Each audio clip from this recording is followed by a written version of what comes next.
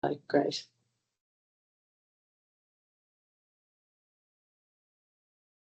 Hello, everybody, and welcome. We're just going to do a quick sort of filler chat while everybody comes in, because this is quite a busy webinar. There are a lot of you, and that lobby is going to ping for the first minute or so. So we'll just keep letting that ping through as you all join.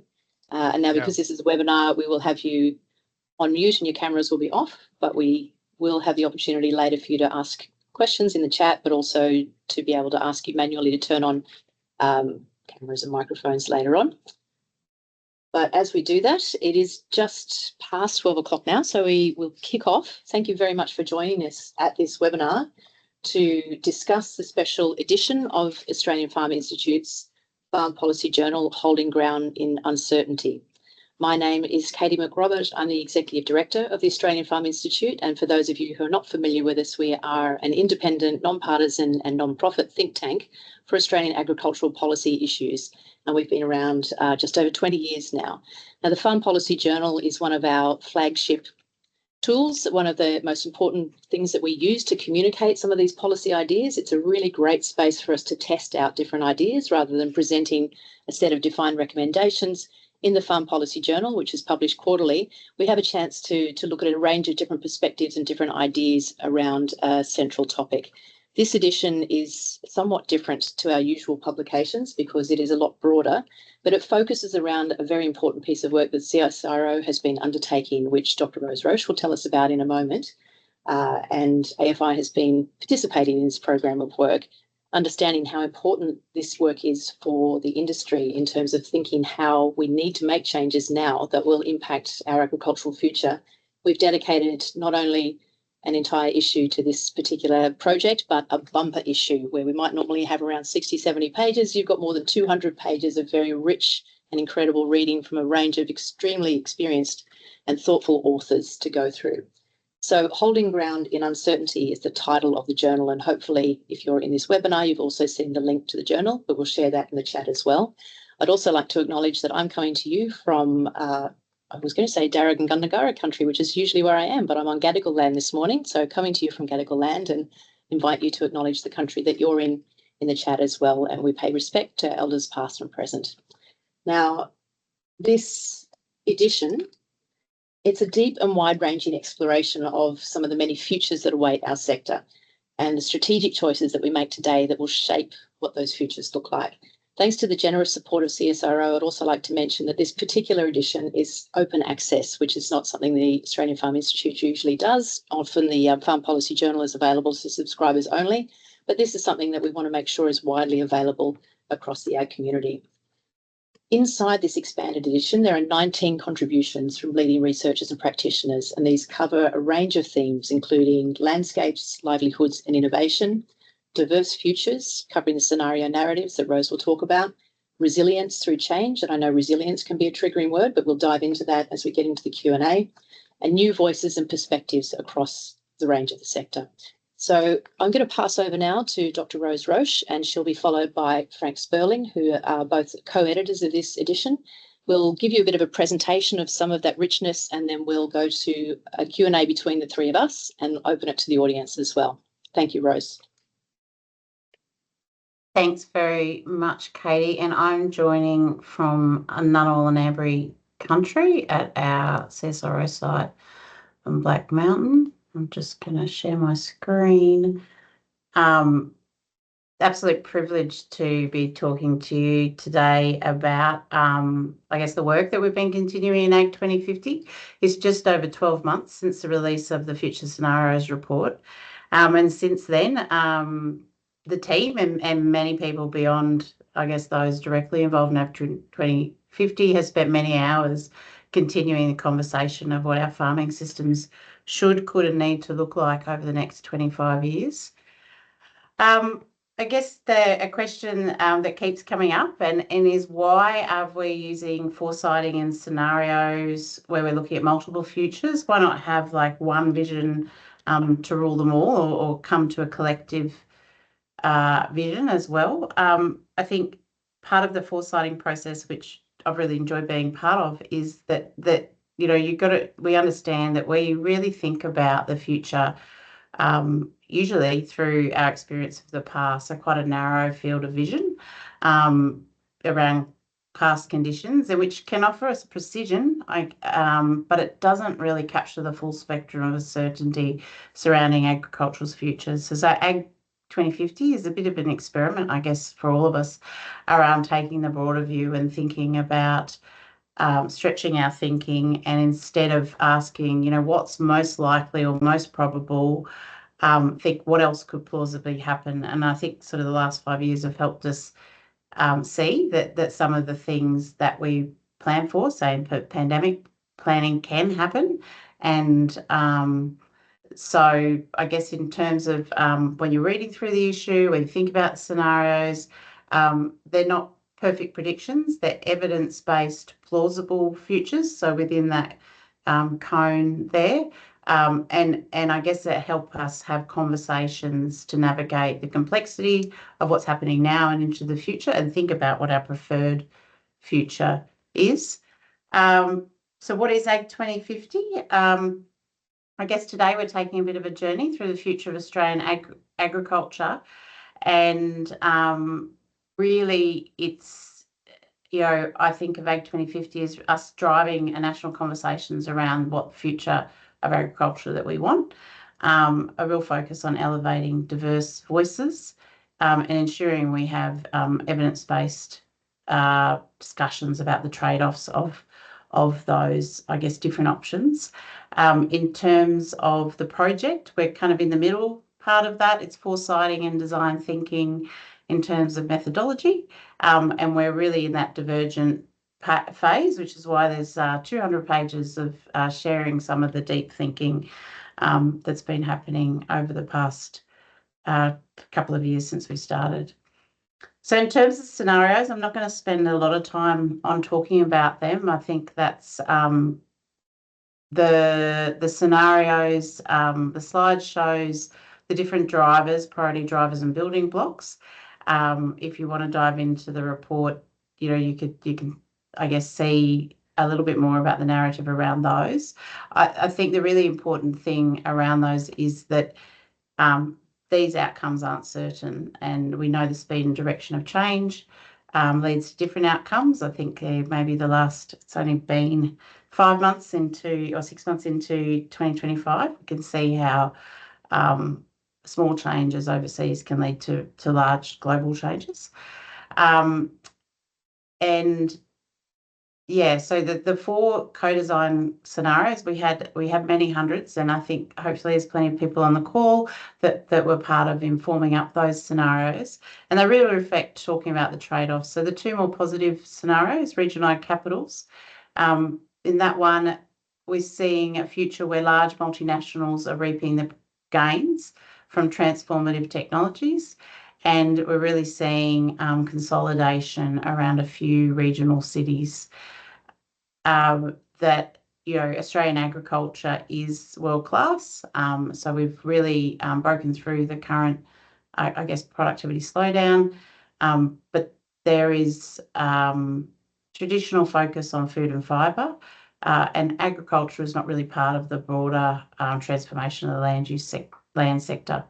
In landscape stewardship, here we see the boundaries between agriculture and other sectors blurring, and so the land sector is working holistically. We're seeing diversification of land uses, attractive non-traditional uses where we're driving income, and there's quite a lot of complexity to that system as well in managing emissions and biodiversity assets, as well as producing food and fibre from the system. In the climate survival scenario, the climate has worsened and ecosystems are declining, and here we have producers doing what they can to remain productive, but efforts are reactive and short-term focused. And then in system decline, this is a scenario where those remaining on the land are squeezing as much value as they can. However, in a lot of places, farming is reaching a tipping point, and there's exits from the system in, I guess, increasing numbers. Before we go to I'm going to take you on a bit of a journey forward. I am lucky to have my children teach me about glam face apps, and this is me in 2050. I'm 72, officially retired, but I'm not quite done. Like most scientists, I haven't let go. And I'm still getting drawn into conversations about the land and food and futures. And in this morning, I'm tuning into AFI has a panel about from a number of diverse farmers about agriculture. And I'm really interested in joining in because back in 2025, I led the Ag 2050 program where we gathered hundreds of voices together. And I'm going to take you with me as we hear from these farmers from across Australia. So the first panel member is Jaya Madden. She's 48 and was just 23 when we first had her in our Ag 2050 co-design sessions. She grew up in Horsham in Victoria in a family that believed in the power of technology and regional investment, and after working as a local agronomist, completed a double degree in marine biology and systems engineering through a university partnership in the late 2020s. Today, she's a lead systems engineer at the Mallee Technology Cluster. It's one of 5 nationally significant regional ag capitals, which was created through public-private investment. These regions are circular economy powerhouse. She's working in closed-loop aquaculture, with drones monitoring the systems. There's green hydrogen fuel and blockchain-enabled traceability, all integrated in a single export and innovation hub. She's really proud of what they've built, but she's wary of what's been lost with rising land prices, regulatory lag, and community equity challenges. What's different in Mandurah is that some of the capital that's driving the consolidation of the ag sector has been redirected deliberately. The region has worked closely with First Nations-led investment funds and local partners to embed equity into the system so that First Nations businesses didn't just participate, they helped govern and co-own the transformation. There's so much we've built, Jay says, but if we forget who it's for and who gets left out, then we haven't really succeeded. Heading up north, virtually, Marita Rogers speaks next. The Roper River there runs through her life, not just her land. It's kin, law, memory and sustenance, and it's the foundation of her future as both a landholder and steward. Their water is not a resource, it's culture, it's connection. She's both a farmer and a land carer. One identity can't exist without the other. Marita works along her family and mob, passing on what she's learned and learning in return. And caring for country isn't something she does alone. It's shared, taught, and lived together. In the late 2020s and early 2030s, new voices began to reshape how their water was valued in the north, and traditional owners called for greater recognition, not just of their rights, but of their obligation to care for rivers and springs. Marita is part of a national shift grounded in a simple truth that agriculture can't thrive without caring for country, especially its waters. On her property, cotton, cattle, native grain, agriculture and wetlands are managed together, guided by seasonal flows and cultural knowledge. And technology supports this rhythm. Satellite data, AI, assisted irrigation, soil moisture sensors and traceability platforms help connect her grains to global markets. But the tech doesn't drive her system. It's guided by cultural knowledge, ecological cues and deep relationships. Then next we hear from Alec. He's 73, so just 1 year older than I am. His station sits on the edge of what used to be reliable country, black soil plains and Mitchell grass that once held their own through the dry. His family took on the lease in generations ago, and back when a bore, a windmill and a bit of know-how could keep the cattle business going. Now the seasons have slipped and the dry starts early and finishes late. Storms hit harder and the good years don't last, but he's still here. And not because it's easy, because he's adapted year by year and decision by decision. He's moved to smaller herds, tighter rotations, cattle bred for heat and low input. They graze in mobile systems guided by collars. He's trialled a few things, native legumes, reconfigured his water infrastructure, not one big chain, but hundreds of small ones stacked over decades. He's learnt that he's not to wait for a perfect solution. And there's latest R&Ds out there, but it's fragmented, hard to access, and often doesn't match the urgency that he needs to respond to conditions on the ground. There's no growth plan anymore, just a strategy for staying viable. His children have moved away, but he's not alone. His farmers are few but close, and they pool resources during crisis, share water logistics, emergency comms, having backup paddocks for vulnerable stock. Resilience in this world is collaborative. People think resilience is bouncing back, he says, but out here, it's not slipping too far backwards in the first place. Then they head on to Sarah, and Sarah is a researcher, not a farmer. She was 10 in 2025. She grew up on a mixed livestock property at the southern edge of the Pilbara in Western Australia. It was already then one of the hottest part of the country, feeling the early edge of what was coming. But by the time she turned 15 in 2030, working outside in summer was dangerous. Heat and humidity pushed well past safe limits for manual work, even with protective gear and rest protocols. Her family installed shade rigs and retrofitted the yards, but they couldn't change the air, and they held on for a while. The station was part of her great-grandfather's legacy, passed down and patched up and held together with family labour. But the seasons grew harsher and rainfall patterns shifted, and the only real money was in extractive trade, feedlots, water licence, carbon proxies, all managed by third parties and export buyers. She left for university in Perth in 2033, and by 2037, the family had made the move to Esperance, reluctantly, but with some relief. We didn't leave because we failed, her mum said. We left because we weren't willing to keep fighting the land.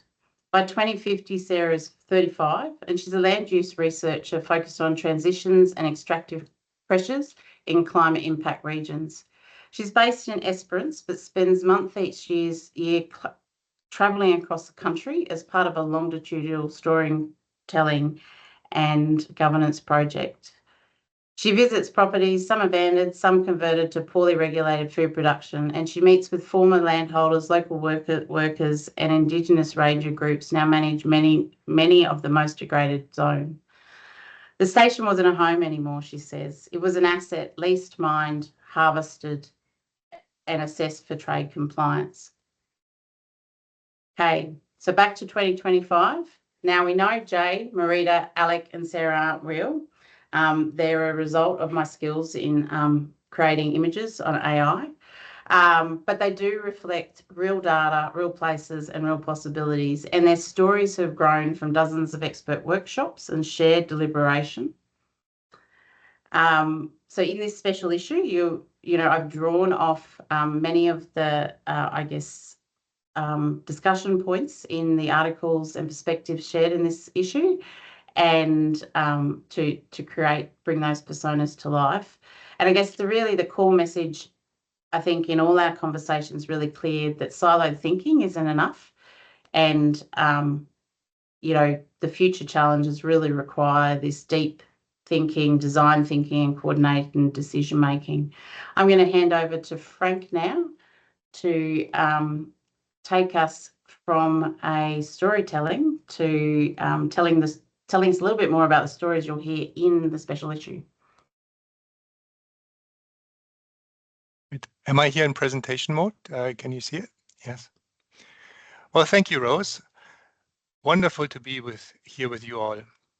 My name is Frank Sperling. I'm a Senior Principal Research Specialist with Agriculture and Food and the ACT 2050 initiative at CSIRO. It is my pleasure to present today an overview of this special issue and the collaboration with AFI, which includes contributions from 48 authors. I've listed them here all in alphabetical order. They represent AFI and various research programs across CSIRO.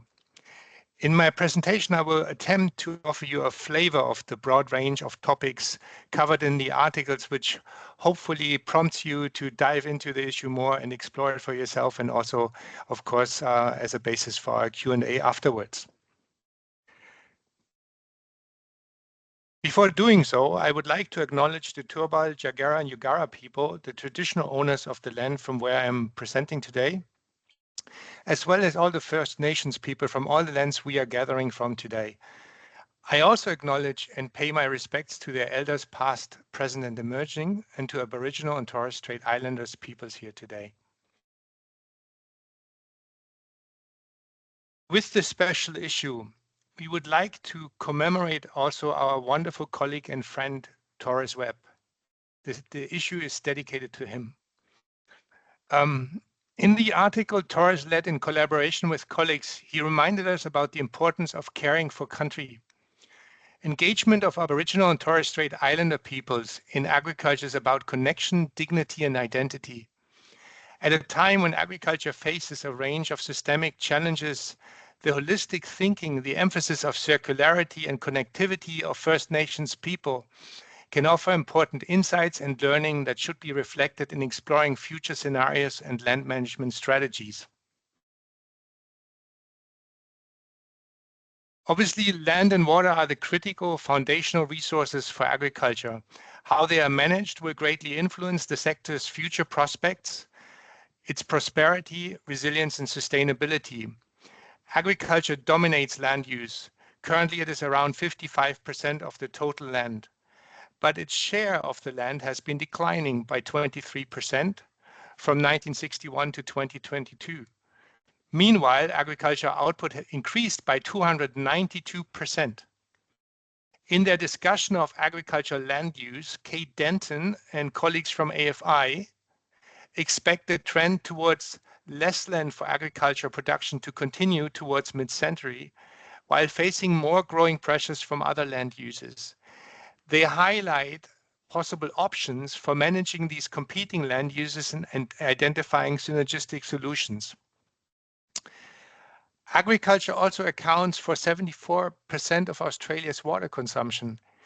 Irrigated agriculture contributes about 1/3 to the sector's value, but represents only 72% of the cropped area.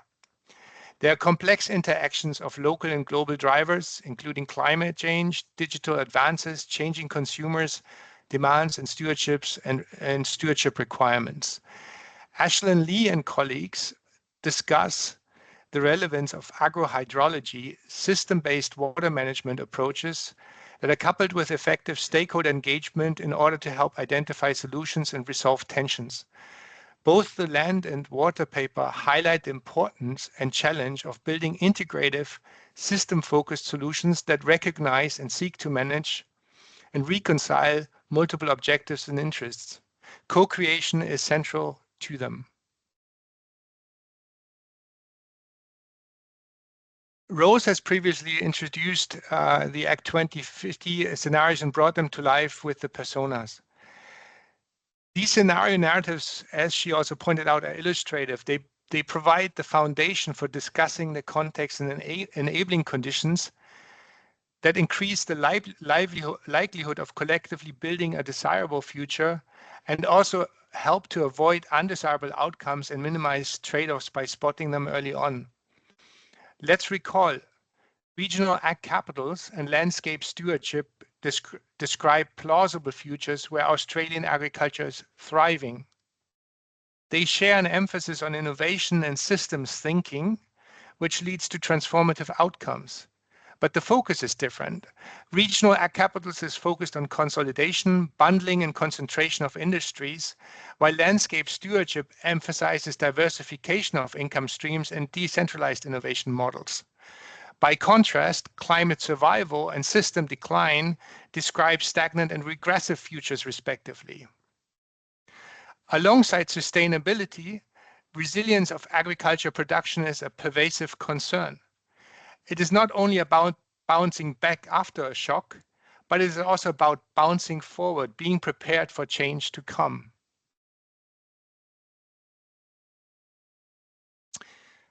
Australia's agriculture is inherently export-focused.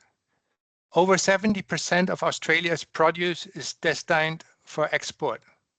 It is a testament to the success of Australia's production in a diverse and often highly variable environment, that Australia plays an international role in food and nutritional security. Yet many of the conditions that shape the evolution of Australia's export-focused agricultural systems are changing. In the article with my colleague Nina Welti, we discussed the shifting global context. First, there's the recognition of the pivotal role that agriculture plays in sustainability transitions. This is reflected in the Sustainable Development Goals, the Paris Agreement on Climate Change, the Global Biodiversity Framework of the CBD, or the UNCCD's Land Degradation Neutrality Target. In these and many other international policy contexts, agriculture is recognized as both a cause for pressing sustainability challenges as well as holding an important key to their resolution. This was also reflected in the UN Food System Summit and international calls for agri-food system transformation. Enabling these sustainability transitions has implications for market access. Keywords are changing standards, sustainability credential, traceability of supply chains. Falling short of these aspirations will also have implications for Australia in terms of the risks that come with a warmer climate and a biologically depleted world. We are all witness to the already changing risk landscape and the exposure to diverse shocks of different origin, be it biophysical, economic, or social, as the financial crisis, COVID-19, the proliferation of conflicts, or widespread climate extremes, including the recent cyclone here, major flooding and drought events in Australia illustrate. The current geopolitical crisis further underlines the need to embrace uncertainty, considering multiple, more and less desirable global contexts and how Australia and its agricultural sector can best prepare for them. In this, adaptation to climate change is critical to shaping more desirable scenario narratives. With my colleagues Don Gaydon and Lindsay Bell, I am discussing adaptation to climate change as an integral part of broader risk management strategies for Australian agriculture. We argue that adaptation has to be approached as a continuous and iterative process. Particularly for managing immediate and near-term production risks, incremental adaptation measures can help reduce farm-level vulnerabilities. Research by CSIRO and others has shown that the strategic combination, searching out synergies between incremental measures, can lead to transformative outcomes. However, while it is essential to continue to improve the adaptive capacity of existing practices and farming systems, we also believe this should be done while planting also the seeds for transformative efforts, so that the capacities, infrastructure, and enabling conditions are in place, and we are prepared for larger scale changes before they materialize, and we avoid maladaptive structures, the lock-in of maladaptive structures. Decision support tools are available that can help guide near-term action as well as informing strategic medium to long-term decisions, and we highlight some of these examples in the paper. Here, my colleagues Rebecca Derbyshire and David Henry present in their paper and discuss the needs and gaps for improved ag-tailored climate risk information across scales. In connection to resilience consideration, Roger Laws and Chris Hellman review the role of diversification from the field, farm, regional, and national scale, and consider various constraining factors. At the field scale, they highlight the opportunities that advances in technology and practices can hold. Examples include multi-purpose crops, intercropping, as well as combinations with non-agricultural uses, such as agrivoltaics, that allow for the diversification of farm enterprises. Despite the broad range of enterprises, it is a small number of industries that dominate at the national scale in terms of economic value. Particularly with regards to realizing favorable scenario narratives, the authors highlight the importance of balancing short-term commodity gains alongside long-term resilience considerations. In the dynamic environment we are in, diversification should be seen as an insurance for enabling the evolution of the agricultural sector. Following these broader level considerations, I will now zoom into thematic explorations, focusing on the future of labor, livestock, and agriculture before discussing the implications for the innovation environment. Katie Ricketts and Sarah Whitnell discuss in their paper the future of labor in agriculture. Specifically, they zoom in on the potential effects of climate change and heat stress, which threatens worker health. Applying a uniform +2 degrees Celsius temperature increase and comparing this to present-day conditions, they find declining labor productivity due to heat associated with increased operating costs, particularly for horticultural farms. Adaptation options include increasing automation, modification of tasks and performance standards, cooling structures and gear, here acclimatization programs, while the X narratives offer different potential for strategic solutions. Sabrina Greenwood and colleagues ruminate about the challenges climate change, shifting consumption patterns, and natural resource degradation for livestock production in Australia. Extending the Act 2050 scenario narratives specifically to livestock, some of their highlights include when extending the narratives for livestock to regional ag capitals, a focus on intensification and decoupling from environmental factors. Through a shift towards indoor production systems where automation and technology are important factors. Opportunities are there for co-location with other industries under this narrative. Issues to consider are transition management, the public perception and social license, and possibly lower genetic diversity. Landscape stewardship, by contrast, the narrative focus on an emphasis of productive and healthy landscapes, where an integrated approach to livestock management is taken that is informed by One Health perspectives. Issues that may arise here were maybe reduced carrying capacities, but this may be partially offset by established and emerging natural capital markets. Currently, 65% of the seafood consumed in Australia is imported. Mauricio Emerenciano and co-authors dive into possible outlooks for the agriculture sector by mid-century. They highlight that evolving traceability and supply chain frameworks could open up new revenue streams, but also note critical challenges in overcoming labor shortages and skills gaps to harness emerging technology solutions. Both regional ag capitals and landscape stewardship offer options for greater integration with agriculture, strengthening sustainability and circularity. In this context, opportunities include reducing the dependency on feed imports by harnessing locally produced plant protein and animal byproducts, and exploring novel sources such as insect and microbial proteins. Now let me shift to a focus on the ag innovation system and how we could shape this for the future. My colleagues Anton Wasson and team discuss in their paper Unlocking Innovation that the farming systems have been optimized for past conditions and specific contexts. This has resulted in interdependencies between technologies and practices and created constraints. It is the interactions between genetics, environment, and management that shape farm productivity. Emerging technologies, and further discussed in the paper, allow for greater integration and hence acceleration of innovation, moving beyond previous system boundaries. AI, of course, is of critical interest and concern, and Sarah Hartman and team discussed the opportunities that are emerging with AI for agriculture. These opportunities include problem identification and optimization of solutions, improved monitoring and management through the integration of diverse data sources, be it sensors, drones, or from satellites, decision support tools, improved weather and climate forecasting, improved information for agronomy.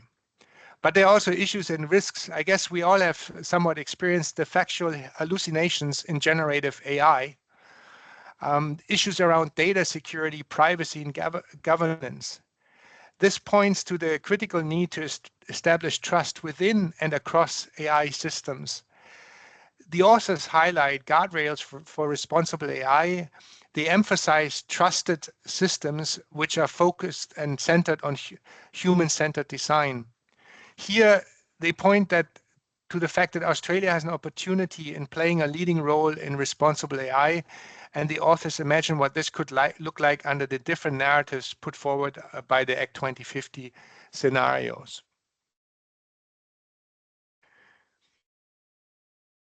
With the need to better manage natural capital and transition to net zero emissions, Maya Asik and team bring the prospects of the bioeconomy into focus under consideration of the scenarios. The bioeconomy encapsulates economies focused on biological materials and services. It includes the production, utilization, and regeneration of biological resources, and it also includes the relevant enabling environment in terms of knowledge flows, science, and institutional structures. The bioeconomy will be of increasing importance due to sustainability demands and net zero transition. So it's valuable to consider what this could look like in Australia. In the article, the team applies personas to illustrate how the different scenarios could enable or constrain the growth of a bioeconomy. Now, commodity-focused innovation systems are important drivers of specialized advances. They are part of the success story of Australian agriculture. But there are limits for integrated and systemic solutions that some of the transformative adaptation pressures will require. How innovation is perceived and pursued will determine future pathways. Using the 2050 scenarios, Rose and team consider how different outlooks of what Australia's ag innovation systems could look like. Just to sketch it out again a bit, the regional ag capitals presents a technology-driven, corporate-led innovation narrative with possible strong emphasis on proprietary applications. Here, there are issues to consider around transition management. What does that look like in terms of ensuring rural prosperity and vibrancy outside regional ag capital regions? Is there a lock-in is there a lock-in risk so that maybe the focus is too narrow for the diverse changes we might have to adapt to? Landscape stewardship highlights a narrative that emphasizes resilience and public good outcomes driven by incentive shifts and decentralized cross-sectoral innovation hubs. Issues that might arise here is how do we strike the right balance between diversity and scale? Climate survival and system decline are really not narrative we should strive to pursue. We don't want to land there because they basically have innovation systems that are either too narrow or fragmented in the focus and ultimately lead to suboptimal or regressive outcomes. The authors highlight several examples that could be emulated and learned from in this special issue. So ultimately, it's about strengthening that we are facing these dynamic challenges, and as we are facing these dynamic challenges and uncertainties, it's about shaping the future together. It's about strengthening the innovation system for agriculture that will require broad stakeholder engagement to address the diverse demands and effectively harness the synergies and quickly capture and manage trade-offs. Norton and co-authors highlight opportunities for combining tools from design thinking, personas, and living labs that can help making alternative scenarios more tangible and inform action in conjunction with maintaining a longer-term strategic perspective. This brings my overview to a close. I hope it gave you an interesting glimpse of the range of articles in this special issue, and I encourage you to dive deeper into it. And I'm looking forward to an interesting discussion. Thank you for your attention, and back to you, Katie. Thank you, Frank, and thanks for doing such an excellent job of covering something that is not only very broad, but very deep and very rich. I know it's hard to do within the space of a confined webinar like this, but you've given us a very good taste of what is in this journal, and hopefully encourage people to go out and read it. And we don't expect any of you have had a chance to read it other than those who worked on it, given that it's only come out yesterday and it is such a big beast. But hopefully from the overviews that Rose and Frank have given you, we can get some questions going, and I can see some of them coming through there already in the chat. While we give Frank a chance to rest his voice after such a long but very interesting presentation, Rose, I'm going to throw to you first. This is quite a big beast, and tackling all of these different challenges across the scale of the project must sometimes drive you a little bit crazy. Some of these things that Frank's brought us to at the end there, thinking about that future thinking, those design thinking. Can you talk a little bit more about what you found about the enabling conditions for a future-oriented agricultural innovation system throughout the project, as well as throughout the development of this journal? Again, I know those are big words, they're big concepts, but how those sort of things would come to be useful within our agricultural systems in Australia. I think one of the key things, or the key challenges that we're facing, is that how do we work cross system? I think I think we talk about we're really good in a crisis. So think about that climate survival, reacting. That's where we get a lot of response. But those kind of longer, challenging, complex issues, they're the ones that take a lot of deep thought. I think we're seeing that they're seeing across, I guess, across the Australian Innovation Beyond Ag, there's a lot of conversations about how might we do this. And I guess in the issue we talk about some of the enabling conditions that we think will unlock, I guess, that coordinated response.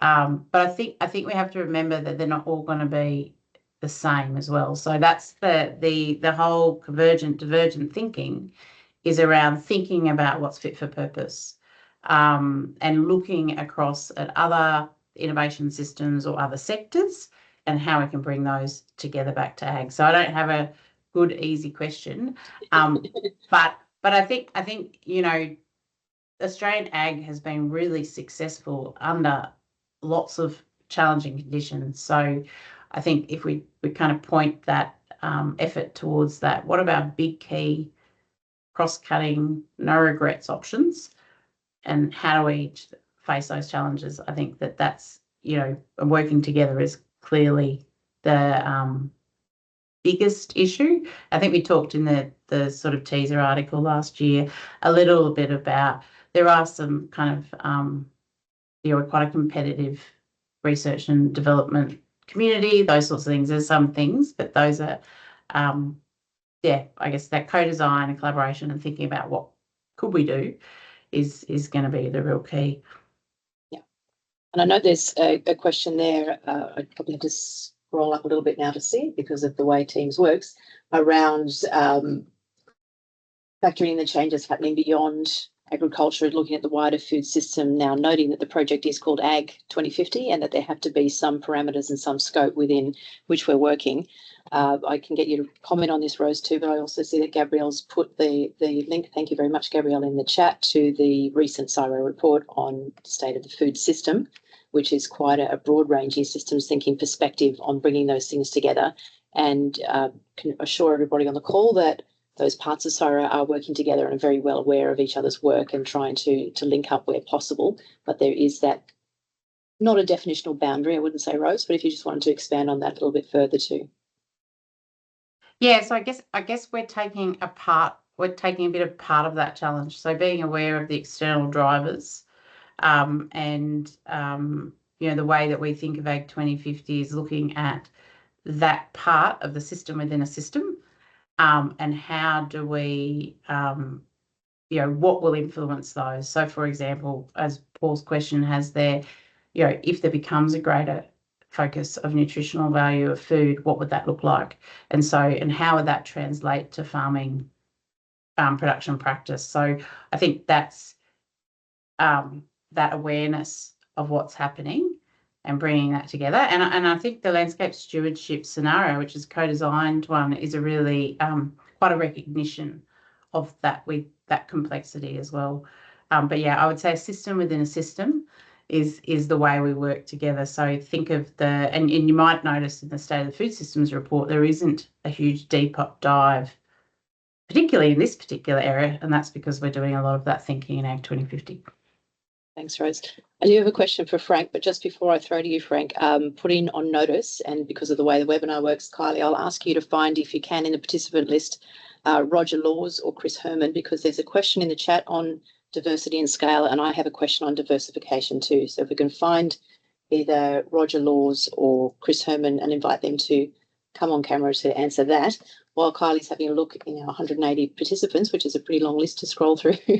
Frank, more of a general question for you, having spent all of this time, and I know you've spent an enormous amount of time in recent weeks, let alone recent months, on this, having worked on this special issue as well as the project with the various author teams and being focused on those global contexts in particular, should we be optimistic or pessimistic with regards to that broader outlook for Australian agriculture? That's almost a philosophical question, isn't it?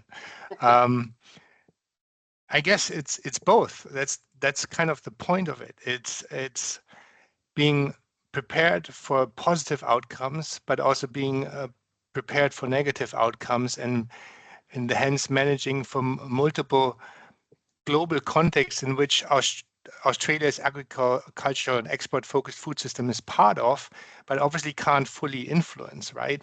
I mean, in terms on the optimistic side, I mean, just 10 years ago, if you think about the world community coming together, agreeing on the Agenda 2030, the Sustainable Development Goals and the Paris Agreement to tackle these global challenges, to limit global warming, to have an aspiration for human development that is socially just, environmentally, ecologically, and socially balanced. This is there, and this is not just political talk. I mean, for decades we've made progress in eradicating extreme hunger and poverty.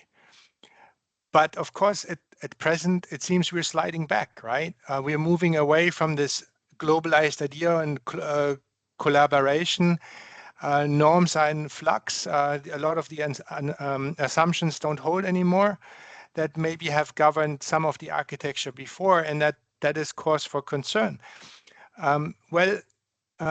If you allow me to indulge a bit more, like, I guess it's being on the solution side, because the evidence, these are really global challenges. They are there, they're not going away. So being part of the solutions is probably ultimately winning out rather than holding back. And this gives me in some sense optimism, because every time I walk into CSIRO and I see the diverse range of research that is done here by my colleagues or at the universities, or the resilience also of the agricultural system at large, I mean, that's inspiring. So, and Australia has a strong innovation system. It's about connecting the dots now, creating the ecosystem for solutions, creating that system thinking, connecting the systems, and creating a marketplace for ideas at the project level. Thank you, Frank. Roger, if you're there, we might throw to the questions on diversity and diversification, and then there's a few more I'd like to answer in the chat on livestock, and also go to Stephen Mudd's question about, from a farmer's perspective, what happens next. But Roger, are you able to come on camera? Sure. Hello. Hello, we can hear you. Can't see you, but that might just be because there's too many people, but we can hear you. So in the chat there's a question about the balance between diversity and scale, and particularly that BAU idea of scale. So if you'd like to talk a little bit about that. My other question from my perspective was that your article talks about aligning policy with principles when it comes to diversification, and then aligning those principles with practice. If you could expand a bit more on those ideas, because we know that diversification is a great risk management option for farmers. We know that farmers often are diversified just because that's the nature of the businesses they run. If you can just dive into those couple of points for us, and then we'll go to the next one on livestock. Sure. So when you think of diversification, and as you just pointed out, Katie, everybody tends to gravitate towards a farm, and then maybe historically a mixed livestock cropping operation is the classic example that's used. But when you think about agriculture at a state level or at a national level, you have many, many different enterprises, from horticulture through to work in the rangeland systems, and you have also those conventional systems. So as you change scale, the definition of diversification changes. Now, this matters because the ability to diversify isn't just driven by the climate and the soil and the nutritional capabilities of that soil. It's also driven by factors such as access to labour. It's driven by factors such as what transport routes exist. It is increasingly being driven by access to skilled labour as well. So when we think about diversification, we need to think about it in terms of both what it is we grow and produce or can produce in that region, but what other industries and sectors do we need to support that growth in diversification for that particular region. I can lead into the second part of your question is what does this mean for policy? So with policy, it then means to have a vibrant and diverse agricultural sector, you need to have these other linkages. You need policies that facilitate the creation and population of skilled labour into rural areas so that we could take advantage of emerging opportunities in the energy sector around agrivoltaics, for example. It means that we can then access the latest transport infrastructure. Can we revisit what that looks like in a way that gives us better market access and makes us more competitive and can even build resilience? And a very live example now of exactly that is the droughts occurring in South Australia and Victoria and transporting hay, for example, from regions that have plenty available, as just one example of how this can play out when you change scales and how you need to think about that from a policy perspective to capture that opportunity. Thank you. Now, I've just enabled the microphones and cameras for Sabine Greenwood and Nikki Dumbrell, so you can see that there's a question there on animal welfare and its place in the future system, which I've just lost now in the chat. Up here somewhere. Sorry, what role does animal welfare play in these future systems? And the example there talks about cattle feedlots playing an increasingly important role in domestic and export beef market, individual feedlots expanding with the capacity to hold tens of thousands of animals at a time, but the RSPCA guidelines for animal welfare clearly state that in the current form, feedlots can't meet fundamental needs for animal well-being. Nikki or Sabrina, if you're there and can come on and have a chat about that, or any of the other authors who might be online, those are the only two people I could find in the time we have. Could you give us some comment on that, please? Thanks, Sabrina. Sure. Yeah. No, it's a great comment and question. Something that we've talked about pretty extensively in the livestock team as well. I would say what I can kind of give you a little bit of background on that and where we kind of touch on this within the paper as well. You know, we say look, the behavior element when you are in an intensified and closed system is definitely a consideration. There are other countries that you know, and you can probably even tell from my accent that I have a lot of experience in, right? Where those intensive systems are almost a must-have because of extreme climates that we're dealing with. So where I grew up, it was -50 in the winter. There's not an outdoor option for livestock. So there is a lot of research that has been underway in other countries about how to make an intensified indoor and closed system a viable option. You know, and the discussion is in some of the scenarios that we're dealing with in Ag 2050, the extreme climate in the opposite direction, not -50, but on the plus side, that is not viable from an animal welfare perspective either. So in the different scenarios, if you overlay them, there is potentially a place in some regions for intensified systems, making sure that we are meeting what those minimum requirements and standards are. And again, there is work out there to kind of demonstrate the application of that in an intensified indoor system, but also understanding that there is a place for extensive, a very important one for Australia as well. So finding the right balance and combinations of those different systems, again, meeting all minimum criteria for animal welfare standards is I think a really important concept moving forward for Australia. Thanks, Sabrina. Look, we have plenty of questions in the chat and in the Q&A that we could spend the next hour talking about. Sadly, we've only allowed an hour for this webinar because we knew that you have to get back from your lunch break to your real jobs. So we won't be able to carry forward with all of them. We've only got 4 minutes left. A couple of things before we go to the final question. I would like to encourage everyone to download and read this, and that we will be having future engagements like this. We'll be looking at deep dives on these different issues. This is not your only chance to ask the question. So I'm sorry if we didn't get to your question in this particular instance, but do know that we've got more opportunities for you to participate down the track. I also wanted to call out that, as well as the very rich scientific perspectives from the CSIRO authors and AFI authors as well, we do have a number of perspectives at the end of the journal, and we weren't able to get to those perspectives in this particular webinar. But from Joe Shepherd of QFF, we have a piece on effective land use planning, why it matters. From Richard Heath of the Zero Net Agriculture CRC, we have a position on maintaining a focus on net zero and policy development over the next 5 years in particular.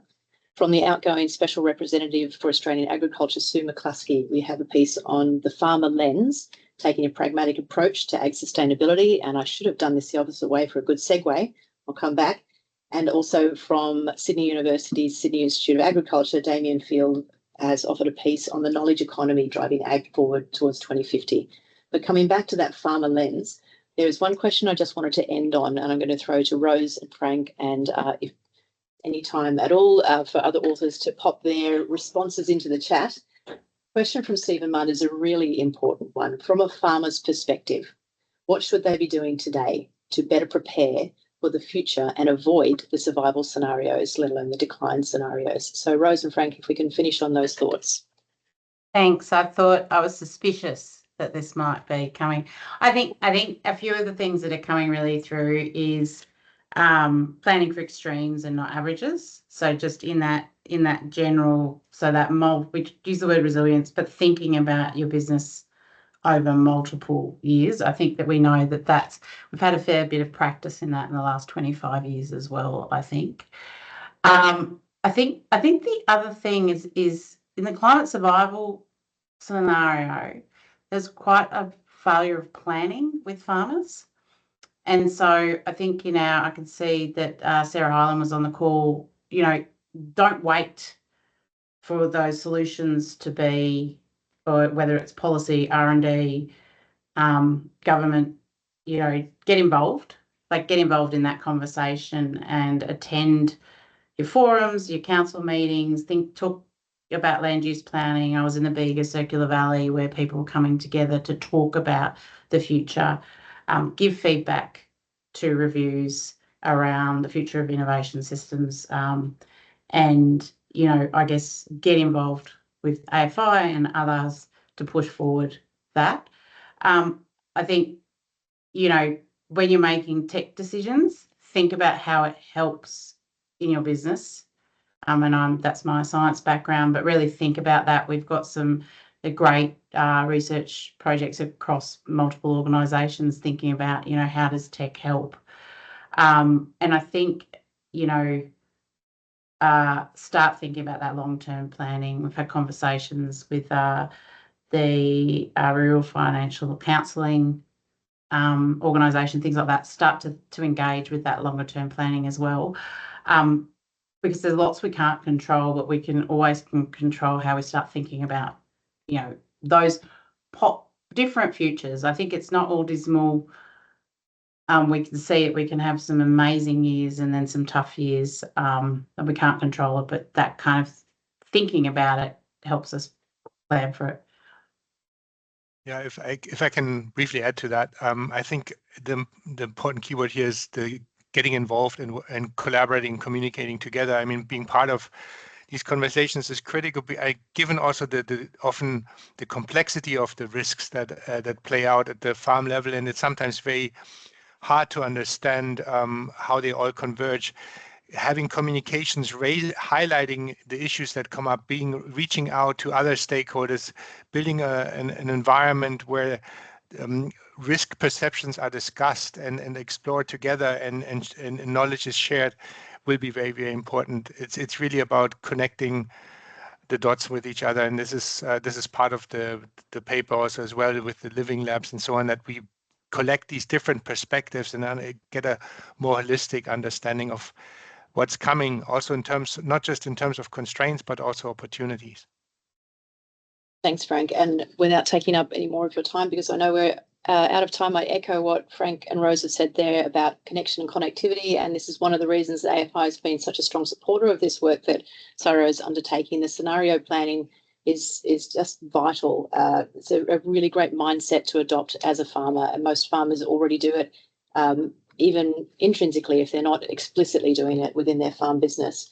AFI's work across a range of topics, everything from the very micro and very small specific parts of a particular commodities investment plan to that whole the entire geopolitical context of how tariffs and trade flows might impact farmers down the line. All of those things involve scenario planning and understanding what the opportunities might be, what the risks might be, and how you can plan for potential futures. We can never predict it, but keeping in mind how that connects back to the decisions made on farm is vital. So we will wrap it up. It's 2 minutes past the hour, so we'll have to say goodbye. Thank you, everybody. The recording will be made available to you afterwards. Download that edition, stay in touch, and there'll be more to come. Thank you all. Thank you very much for joining.